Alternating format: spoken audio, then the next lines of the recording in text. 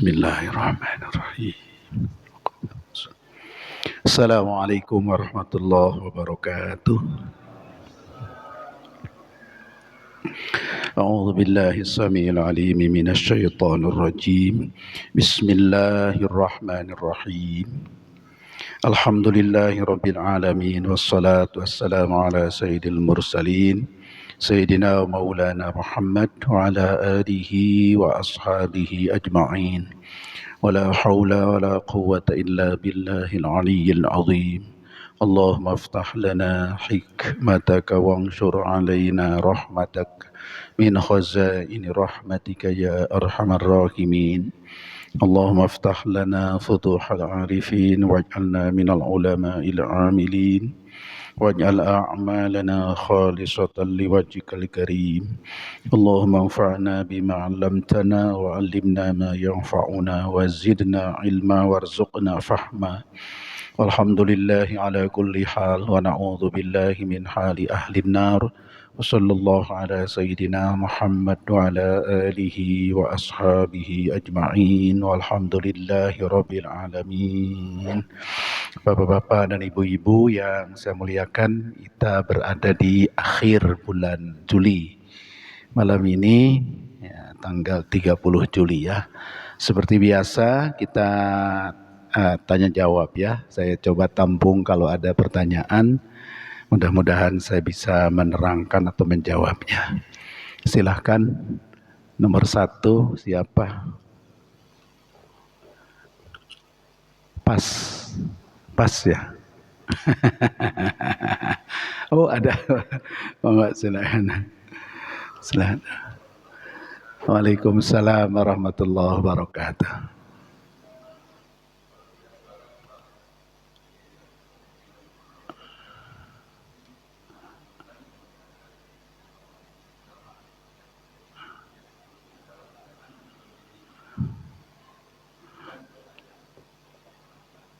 Ya.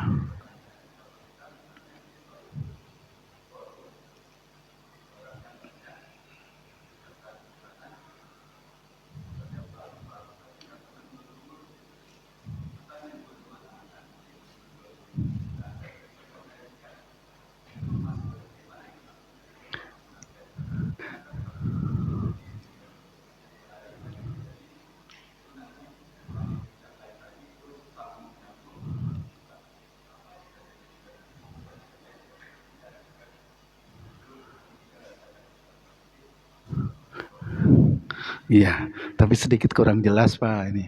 Jadi di forum yang banyak orang, kita melakukan sesuatu yang berisi kezaliman.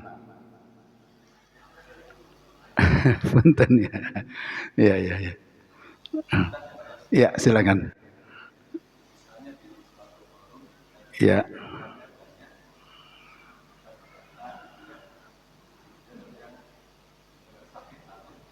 Oh ya mana? Oh iya, iya, iya, iya. Lebih luas lagi,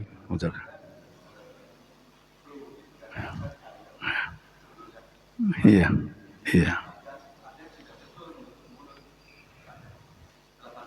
iya.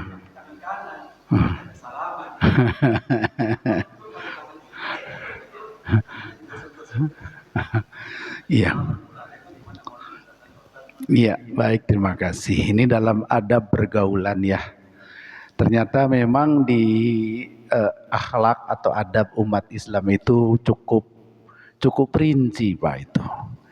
Jadi kalau batuk itu disunahkan atau nguap, batuk nguap, disunahkan tutupnya pakai tangan kiri dan punggungnya. Gitu. Jadi tutupnya gini. Ini saya dapat ilmu dari guru zaman dulu begitu. Jadi tadi kalau di sini ini peluang untuk meluas kemana-mana itu terbuka. Tapi kalau ini enggak, berhenti sampai di sini, sampai di kita saja. Jadi ditutup pakai punggung gitu ya, menutup. Nah, Memang sering sering diungkapkan bahwa eh, batuk memang kita tidak bisa menghindarkan perbuatan batuk ya, karena itu spontan datang reaksi dari tubuh kita sendiri. Seperti juga bersin. Kemudian menguap juga itu adalah suatu reaksi tubuh yang spontan, kadang-kadang kita tidak bisa kuasai untuk menghindarkannya. Paling tidak begini, memang seperti tadi diketahui bahwa kita usahakan jangan sampai membuat mudorot ke orang lain. Tapi ini memang harus pakai ilmu ya. Sebetulnya bersin itu berpengaruh nggak kepada lingkungan? Sebetulnya batuk itu berpengaruh tidak kepada lingkungan. Demikian juga menguap dan sebagainya. Nah itu pada dasarnya hukum agama cukup dengan kalimat jangan memudorotkan orang lain. La dirol wadir. Jadi jangan memudorotkan, jangan dimudorotkan. Itu kalimat singkat Rasulullah itu menyeluruh maknanya. Tinggal aplikasinya kita perluas ilmu tadi. Jadi dalam sikap tadi kalau bersin Rasulullah malah karena bersin juga tidak bisa dihindarkan. Rasulullah suruh orang yang bersinnya mengucapkan alhamdulillah, lingkungannya yang dekat-dekat di situ mengucapkan yarhamukallah.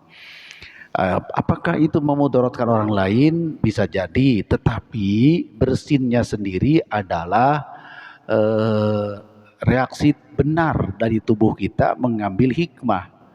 Karena kalau tidak dibersinkan maka bibit virus itu malah merajalela. Maka bersin itu reaksi tubuh mengusir virus. Maka kita alhamdulillah.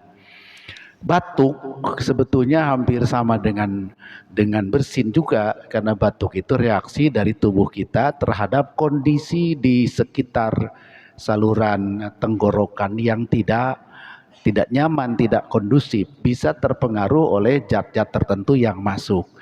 Nah, andai kata zat yang masuk itu mengandung penyakit, lalu kita batuk, tidak ditutup, maka bisa jadi itu meluas kemana-mana, maka disunahkan untuk ditutup. Nah, tadi cara menutupnya adalah, kalau mulut terbuka itu yaitu dengan telapak kiri punggungnya. Gini, jadi itu untuk menutup pengaruh buruk yang keluar dari mulut kita. Apakah itu menguap ataupun batuk, sebetulnya begini ya. Cuman biasanya kalau batuk kan lebih dahsyat tekanannya ya. Itu bisa juga dengan bentuk-bentuk penangkal lainnya. Ada orang menggunakan sapu tangan dan sebagainya. Karena batuk kadang-kadang sering tidak sekali. Kalau sudah batuk bisa setengah menit kali batuk terus nggak berhenti ya. Tapi saya kira adabnya supaya kita tidak menzolimi orang lain, satu, ketahuilah bahwa pada batuk itu ada zat-zat yang dikeluarkan dari tubuh kita lewat mulut, boleh jadi mengandung benih-benih penyakit. Lalu ketika banyak orang, ada orang lain, maka itu bisa memudaratkan orang lain. Maka diantisipasi.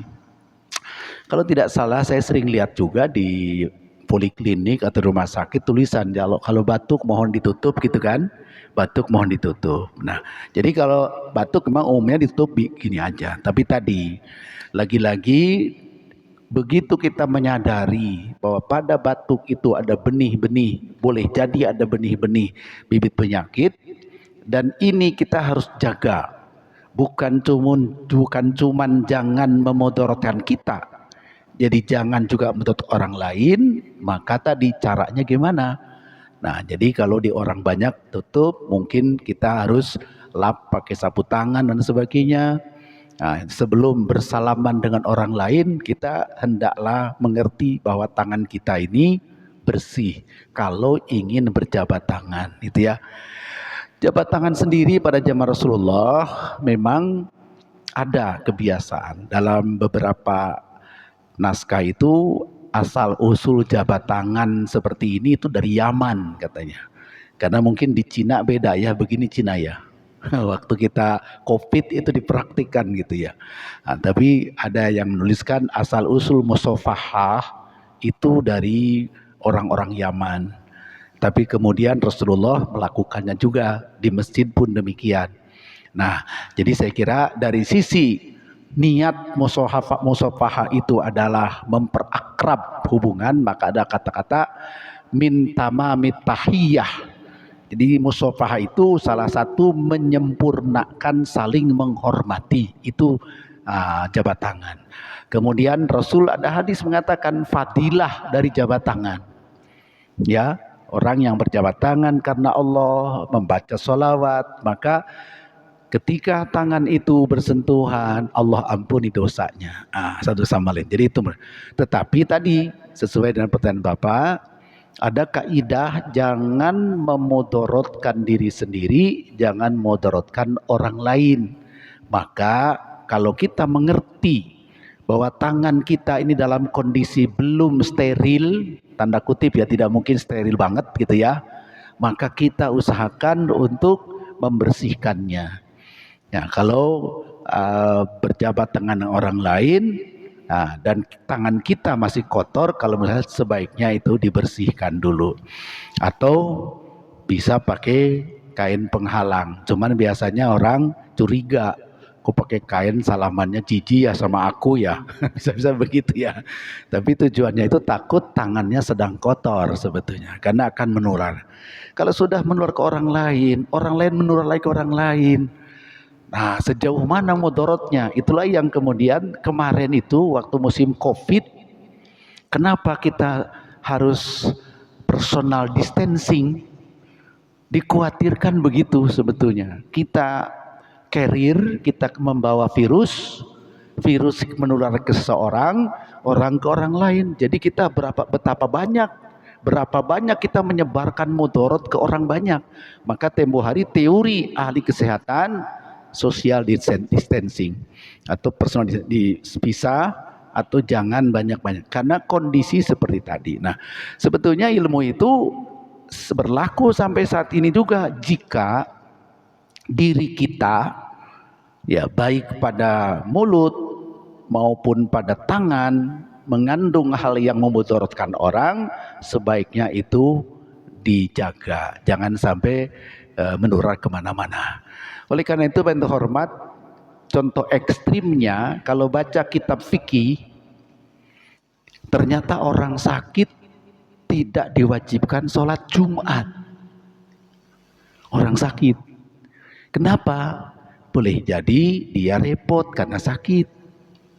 Tapi boleh jadi sakitnya menular ke orang lain. Jadi itu hikmahnya. Kenapa orang sakit tidak usah Jumatan? Tidak wajib, enggak dosa.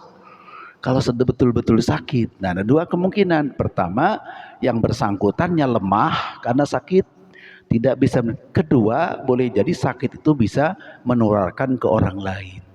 Bahkan masih di kitab fikih, salah satu syarat imam tidak mengidap penyakit menular. Salah satu persyaratan menjadi imam sholat. Itu satunya ya. Jadi kalau begitu, paham nih, bahwa apapun yang bisa memudaratkan orang lain itu harus diantisipasi. Termasuk tadi kondisi tangan kita ketika batuk tidak tertera dengan baik ya.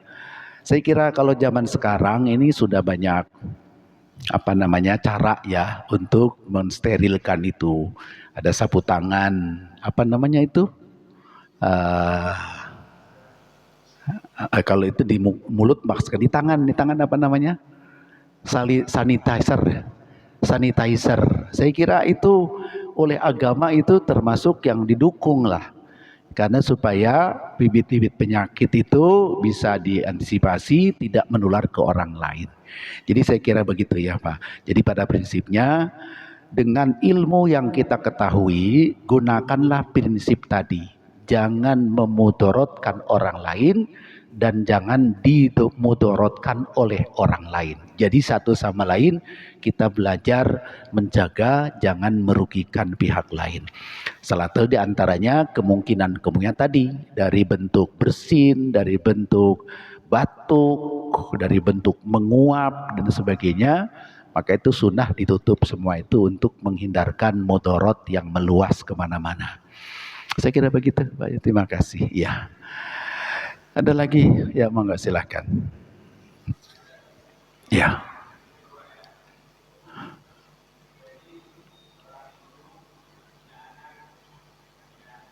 Ibu punya anak banyak. Ya.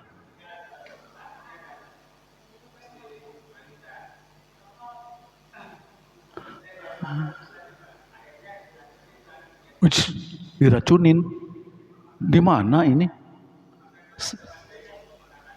Masya Allah ya. Innalillahi.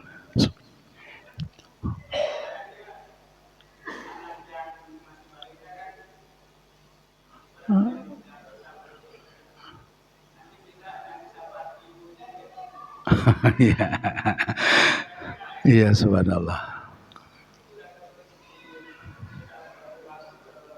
Iya. Iya.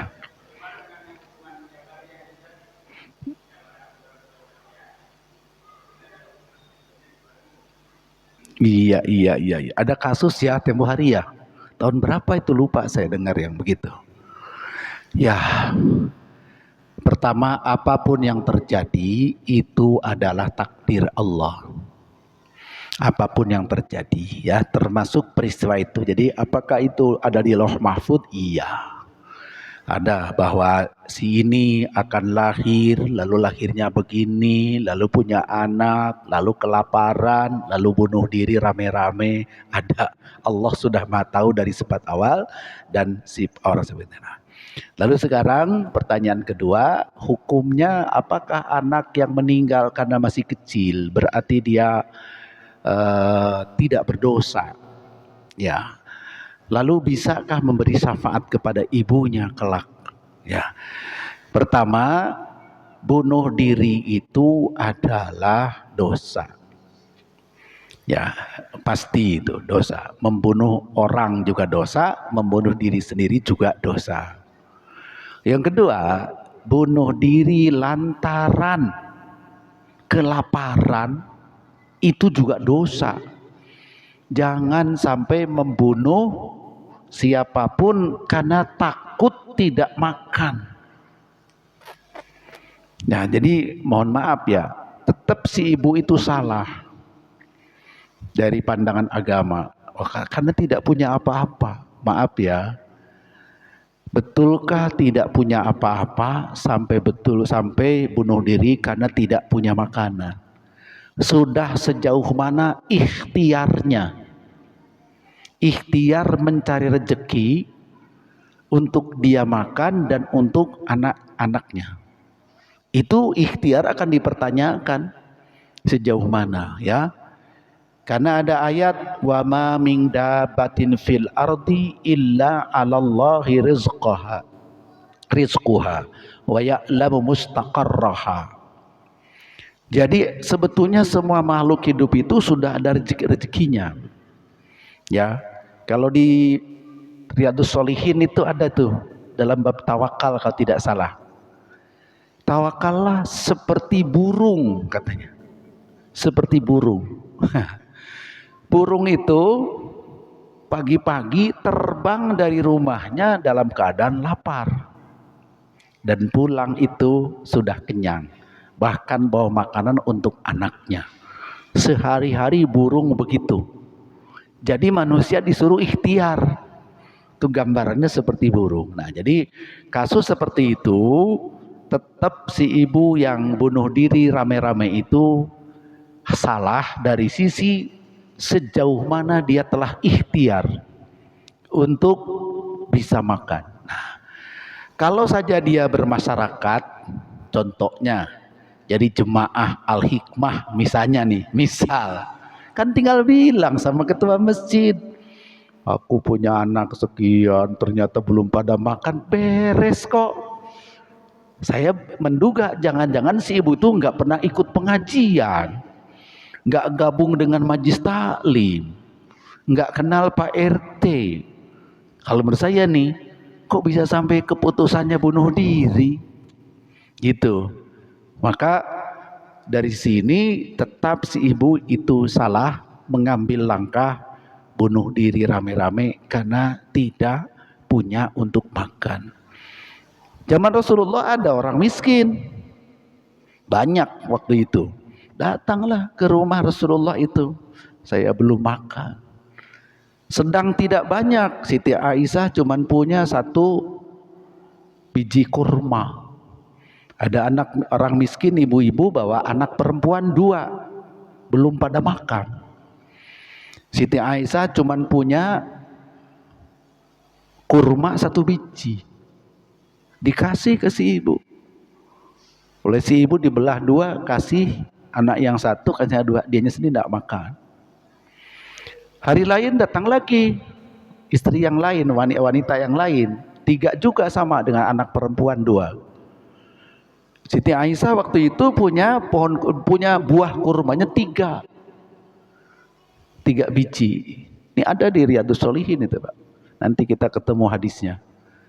Maka oleh si ibu, yang 1 dikasih anak pertama, yang 1 kasih anak kedua, yang 1 lagi mau dimakan sama dia.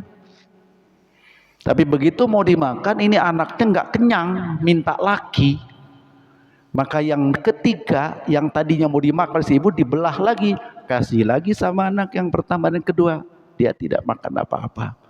Kisah ini diceritakan oleh Siti Aisyah ke Rasulullah. Nah, maka Rasulullah menasehati terhadap orang yang punya jiwa seperti itu, tabah, ikhtiar, lalu berusaha untuk menyelamatkan diri. Maka Rasul mengatakan kalau begitu sikapnya sangat baik, maka dia akan dibebaskan dari api neraka. Karena ketabahan, ketawakalan, dan kejujuran. Nah, maaf, jadi itu kisah bagaimana orang miskin zaman Rasulullah.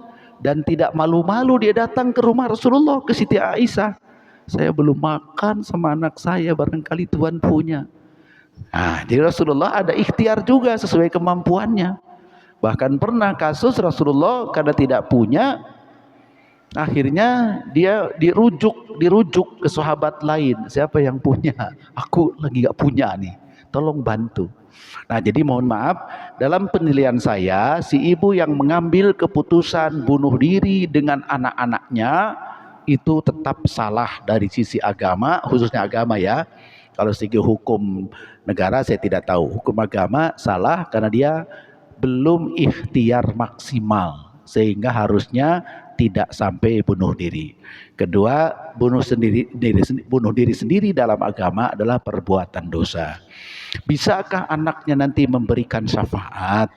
Nah, tentu saja dari berbagai sisi kita hanya bilang mudah-mudahan. Bisa itu bisa saja. Kalau Allah menilai bahwa anak itu ada suci, si ibu itu dalam mengambil keputusannya adalah merupakan kelalaian, kesalahan, tidak sampai musyrik, ya, tidak sampai murtad, tapi hanya dosa biasa. Kemungkinan ada syafaat itu ada. Kemungkinan diberi syafaat oleh anaknya, kemungkinan diberi syafaat oleh Rasulullah, juga kemungkinan ada terhadap orang yang tadi itu. Walaupun perbuatannya jelas merupakan perbuatan dosa besar. Karena bunuh diri itu dosa besar. Rasulullah tidak mau menyolatkan itu kepada orang yang mati bunuh diri, kepada orang yang korupsi, kepada orang yang punya hutang belum bayar-bayar. Rasul tidak mau nyolatin itu. Nah, tapi yang nyolatin tidak dilarang oleh beliau. Itu hanya bentuk ketidaksukaan Rasul kepada orang-orang seperti tadi gitu ya. Nah, jadi apakah anak nanti bisa menyafaati?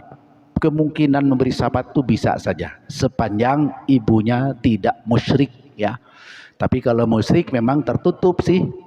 Kalau tidak ada iman tidak tertutup, tidak ada syafaat sama sekali. Tapi kalau sepanjang dia bertauhid, tidak terjerumus kepada kemusyrikan, kemungkinan syafaat itu ada. Begitu ya. Apalagi tadi? Udah ya, tiga-tiganya ya. Jabariyah. Jabariyah itu satu paham. Sebetulnya paham mungkin akal yang terkecoh, maka disebut itu aliran sesat sih.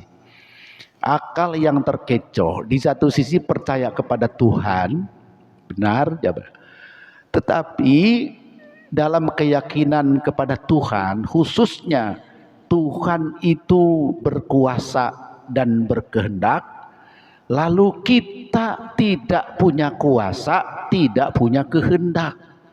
Ini kekeliruannya Jabariyah. Jadi manusia itu hanya berbuat sesuai dengan perbuatan Allah. Jadi yang berbuat itu kata Jabariyah adalah Allah. Kalau kita sholat, yang sholat itu Allah. Kalau kita mencuri, yang mencuri itu Allah. Kita mah nggak bisa apa-apa. Itu Jabariyah. Berarti tidak berkutik apa-apa. Persis seperti wayang. Ini wayang mau ngacungin tangan, mau cekakakan, itu dalang semua. Jadi kata mereka manusia seperti wayang persis. Kita tidak bisa apa-apa. Saya duduk di sini itu karena Allah yang menggerakkan. Dan kalau ada pencuri, maka yang mencuri itu Allah juga yang menggerakkan. Jadi jangan dihukum. Kata Jabariyah nih. Nah, cuman ada cerita nih. Saya masih ingat ayah saya waktu nerangin soal Jabariyah di pengajian. Ada orang Jabariyah mencuri. Ditangkaplah oleh petugas, dibawa ke pengadilan, mau dihukum karena mencuri. Si pencuri bilang, wahai hakim, Pak Hakim, jangan dihukum saya, karena yang mencuri itu Allah, bukan saya. Saya kan karena Allah mencurinya. Kalau Allah tidak izinkan atau tidak lakukan, saya tidak melakukan. Jadi hukum Allah saja. Tapi rupanya hakimnya juga pinter, dijawab pakai Jabariyah lagi. Nah, gitu. Tolong sipir, polisi tangkap dia, masukin penjara. Yang nyuruh masukin penjara Allah. Masuk, selesai udah. Sekarang harus masuk kamu. Yang memastikan kau masuk penjara Allah juga kan, masuk. Selesai udah, segitu doang alasannya itu. Jadi itu orang yang Jabariyah yang merasa segala sesuatunya Allah, ya sudah. Nah, berarti kamu masuk penjara juga Allah. Kalau mau kau hukum mati juga kehendak Allah juga. Terima aja udah. Karena Allah semuanya yang menentukan. Nah, jadi koreksinya gimana? Nah, supaya kita jangan terjebak. Maka dalam urusan soal takdir itu ada dua kutub. Ekstrim kanan, ekstrim kiri. Ekstrim kanannya ya Jabariyah tadi. Kita tidak bisa berbuat apa-apa kecuali yang berbuat itu cuman Allah. Jabariyah tuh. Ekstrim kiri Qadariyah. Bukan Qadiriyah ya. Kalau Qadiriyah itu tarekat Abdul Qadir Jailani. Qadariyah. Qadariyah itu mengatakan Allah tidak ikut campur apa-apa. Semua perbuatan kita 100%. Jadi enggak ada, pokoknya kita, Allah enggak ada. Kita kerja, tidak kerja, sukses, tidak sukses, semua karena kita, bukan karena Allah. Itu ekstrim kiri, namanya Qadariyah. Nah, yang lurus itu ahli sunnah wal jamaah. Ahli sunnah wal jamaah, Allah betul Maha kuasa, sifat kudrat. Allah maha berkehendak, sifat irodat.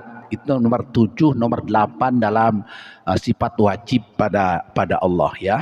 Nah, lalu bagaimana penerapan kekuasaan Allah dan iradah kepada makhluk yang namanya manusia? Karena manusia itu diberi hati oleh Allah, diberi akal oleh Allah, diberi hawa nafsu, dan hidup dengan ruhnya. Kalau Imam Syafi'i menyebutkan komponen ruhani manusia 4, Pak. Ruh, hati, akal, nafsu. Itu ruhani manusia. Itu pemberian Allah. Ini tidak diberikan kepada hewan. Hewan cuma ruh sama nafsu. Tidak punya akal, tidak punya hati. Malaikat cuma dapat ruh, akal, sama hati, tidak punya nafsu. Jadi manusia karena Allah beri perangkat batin seperti ini sehingga hidupnya itu dikendalikan oleh ruhani yang empat. Ini anugerah Allah yang empat ini. Kalau nggak ada ruh ya mati, kalau nggak ada akal gila, gitu kan? Kalau nggak punya hati apa ya? Nggak punya perasaan, nggak punya hawa nafsu, jumud, beku. Jadi manusia punya unsur yang empat, maka Allah berikan kepada manusia itu, nah ini, kemampuan satu untuk mengetahui sesuatu.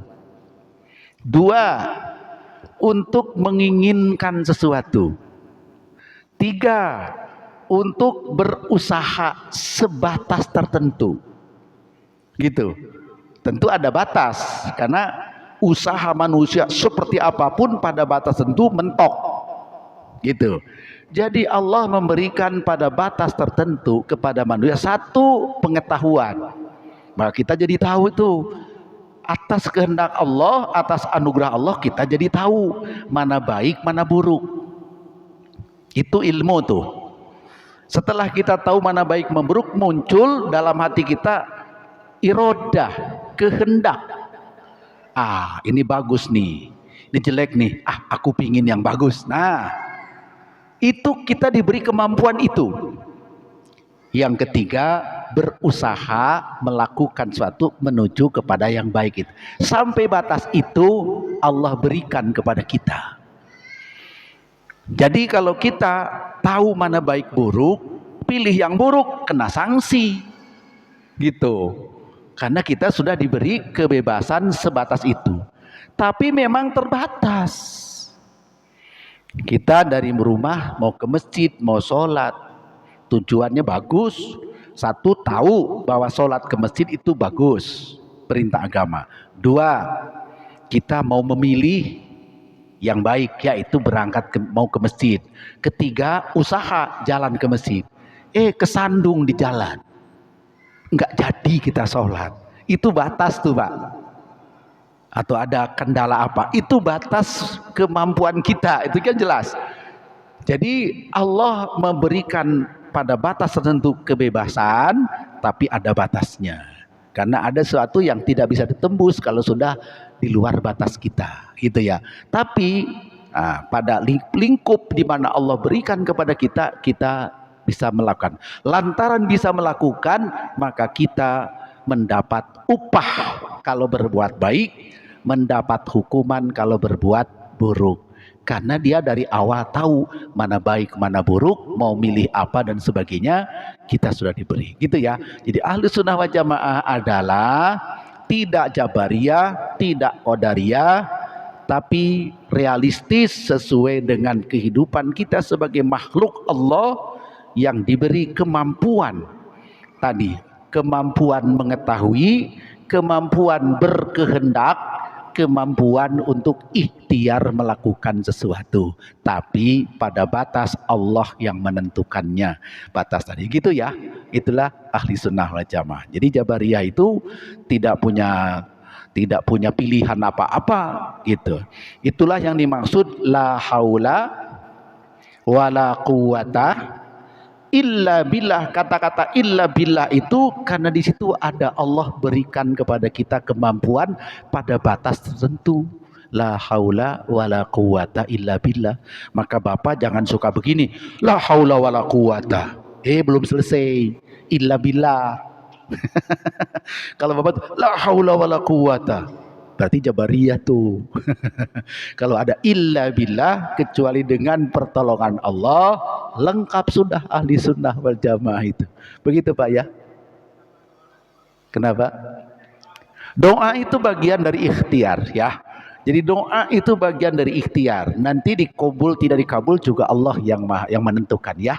Jadi ikhtiar itu ada dalam bentuk perbuatan, ada dalam bentuk permohonan. Kan doa itu permohonan.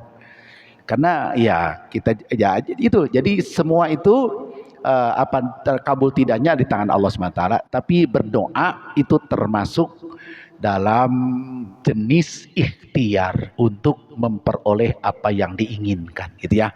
Maka lalu kita ada doa, ada kerja dan sebagainya gitu. Tapi sebenarnya doa dan kerja sama saja, yaitu sama-sama kita berusaha untuk memperoleh apa yang diinginkannya. Penentunya Allah Subhanahu wa taala. Begitu ya?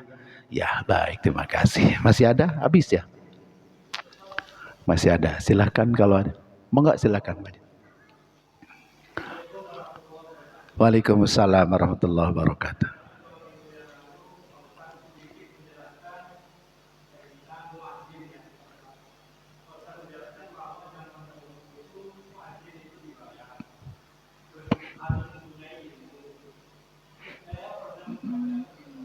Hmm.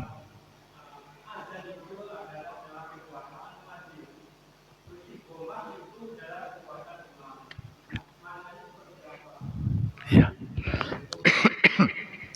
Baik, ya betul. Ini manajemen sholat nih. Manajemen sholat berjamaah ya. Ada azan, ada iqomah, ada sholat berjamaah. Jadi betul kalimat yang terakhir itu, azan itu adalah wewenang muazin. Artinya kalau ada petugas, tugasnya azan disebut muadzin. Kapan dia mesti adzan? Gak usah minta izin siapapun gitu. Gak usah minta izin. Pokoknya saya muadzin, saya tahu kapan mesti adzan itu. Kapan belum waktunya adzan. Tidak usah nanya siapa-siapa. Kalau sudah masuk waktu, Allahu Akbar, itu hak dia. Tidak bisa orang lain melarang atau menyuruh ya untuk azan dari sisi wewenangnya. Oleh karena itu saya bilang itu muazin itu harus tahu ilmu. Kalau tidak tahu ilmu nanti ngaco dia. Belum waktu sholat sudah azan dan sebagainya, itu bisa ngaco. Maka muadzin itu perlu ilmu itu. Ya ilmu apa? Ilmu waktu, ilmu tentang waktu. Nah itu ya. Kalau yang sunnah-sunnahnya sih mudahlah, menghadap kiblat, belok kanan, belok kiri itu mudahlah. Tapi menentukan waktunya kapan azan itu perlu ilmu. Maka ada mawaqitus sholat. Waktu-waktu sholat itu rumusnya harus paham seorang muadzin. Jadi saya ulangi, muazin mandiri dalam menentukan kapan azan. Tidak usah nanya siapa-siapa. Nah, sementara untuk iqomat yang menentukan adalah imam. Bukan juga muadzin. Muadzin diam aja kalau belum dikasih komando oleh imam. Jadi yang mestinya berkuasa menentukan komat. Kalau sekarang jam dinding ya. Jam dinding sekarang mah komandonya itu. Ya jam ini kan dibikin oleh orang. Tapi hakikatnya adalah imam. Jadi gini ceritanya, Rasulullah kan imam. Muadzin kan Bilal sama Abdullah bin Umi Maktum. Kalau sudah masuk waktu Bilal adzan, Allahu Akbar. Nah, udah gitu adzan, salat sunnah, kemudian begini. Rasulullah kadang-kadang masih di rumah itu. Masih di rumah di sini nih rumahnya. Kalau Rasul belum ke sini, belum kasih isyarat ke Bilal, Bilal nggak berani komat. Keluarlah beliau dari sini, kasih isyarat ke Bilal, komat. Yang lain nggak ada yang nyuruh Bilal, nggak ada. Betul-betul imam. Imam itulah yang menentukan. Jadi imam itu pasti berilmu lah. Kapan idealnya untuk komat? Dipercepat, diperlambat dan lain sebagainya. Imam itu punya ilmunya. Nah kalau orang awam nggak punya ilmu, misalnya karena jemaah masih banyak yang ditunggu, lalu imam mempertimbangkan jangan komat dulu. Tuh bapak itu masih di jalan. Itu bisa itu imam bilang begitu. Bapak itu yang biasa ke masjid kasihan tuh masih di jalan. Sebentar jangan komat. Bisa itu imam. Sebaliknya, udah komat. Walaupun baru sebentar, bisa juga. Tapi pasti imam itu bijaksana, berilmu dan bijaksana. Maka komat yang memastikan adalah imam. Imam yang dimaksud imam siapa? Biasanya ada sebutan imam tetap, imam rawatib. Imam rawatib, imam yang bertugas menjadi imam pada saat sholat itu. Nah gitu. Bahkan kalau bukan imam rawatib, yang lain tidak punya wewenang untuk menentukan apa-apa, gitu ya. Jadi itu maksudnya Pak Haji ya. Jadi kalau saja masjid itu dimanage dengan baik, pastikan muadzinnya siapa, apakah tiap hari atau bergantian terserah, dan imamnya siapa, ya, apakah tiap hari atau dijadwal. Maka kembali tadi, yang berwenang untuk azan adalah muadzin, yang berwenang menentukan qomat adalah imam. Tapi tentu yang qomatnya muadzin, yang qomatnya sunnah muadzin, dia yang azan dia qomat. Tapi kapan mau qomat, komandonya ada di imam, yang lain diem aja. Tapi biasanya kita meribut ya, komat komat komat komat komat. Wah, karena nggak jelas imamnya, imamnya kabur, mana imamnya. Jadi jadi nggak jelas imamnya, akhirnya jemaah menentukan masing-masing. Nah, jadi maklumlah, karena memang masih seperti ini manajemennya. Kalau manajemen teman, nah, Bapak perhatikan di Madinah. Di Madinah, kalau Mekah agak susah ngumpet kadang-kadang ya. Tapi Mekah juga sama, jadi jalurnya dari bawah. Di Madinah kan dekat dari pintu imam dengan tempat imam, dekat dengan mihrabnya kan dekat. Kelihatan adzan adzan di atas bertiga, kadang-kadang tuh cadangan, takut ini ada 2-3 orang kalau azan. Kemudian dia diam kalau belum imamnya datang. Imam datang, sholat sunnah dulu, baru kasih komando. Komat gitu ya. Ya itu maksudnya. Nah, jadi tertibnya begitu. Cuman kita maklumlah di negeri kita, karena kan manajemen kemasjidan ya kita belum bisa sebaik itu, sempurna itu ya. Imam juga cabutan, siapa aja jadi imam kan gitu. Jadi pemenang itu juga belum jelas. Tapi boleh jadi ke depan itu dipatok, dipastikan orang yang terbaik bacaannya, ya yang bagus juga penguasaan ilmu sholatnya, pastikan Bapak imam rawatib di sini, gitu ya. Gajinya 30 juta misalnya. Yang Bapak ini adzan, tidak usah disuruh, waktunya mesti adzan. Gajinya 25 juta. Misalnya kalau mau digaji. Berebut ya. Kalau sudah begitu berebut, apalagi pensiunan. Oh, saya pensiunan, saya mau. saya pensiunan kan begitu ya. Tapi saya kira bukan hal yang mustahil. Kalau sudah sejahtera kita semua itu bukan upah ibadah ya. Bukan upah ibadah, karena ibadah itu semata-mata karena Allah. Tapi itu hanya sekedar kebutuhan yang mereka memang butuh untuk itu. Dengan konsentrasi ibadat, kadang-kadang mereka tidak sempat mencari nafkah. Konsentrasi adzan, konjatan imamin, tidak sempat cari nafkah. Jadi logika ini sama dengan logika Sayyidina Umar ketika Sayyidina Abu Bakar digaji. Tadinya nggak digaji, Sayyidina Abu Bakar sudah jadi khalifah. Ternyata masih mikul gandum ke pasar, kata jualan. Sudah jadi khalifah, jualan. Dilihat sama Sayyidina Umar, waduh, gimana? Atuh kasihan kan dia ngurusin masyarakat nih. Kalau masih jualan gimana? Tapi memang dia butuh biaya rumah tangga. Akhirnya rundingan tuh Sayyidina Umar, Sayyidina Abu Ubaidah. Kita bentuk Baitul Mal. Nanti dari Baitul Mal kita gaji. Tinggal berapa gajinya? Nah, menentukan gaji ditanya.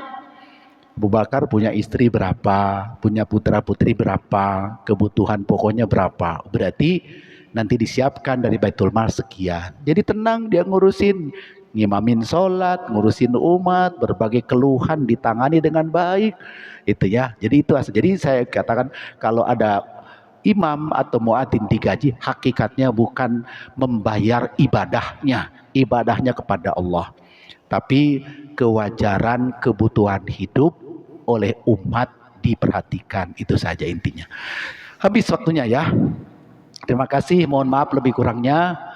Mudah-mudahan jawaban saya benar nih ya. Kalau ada yang salah tolong dikoreksi saja.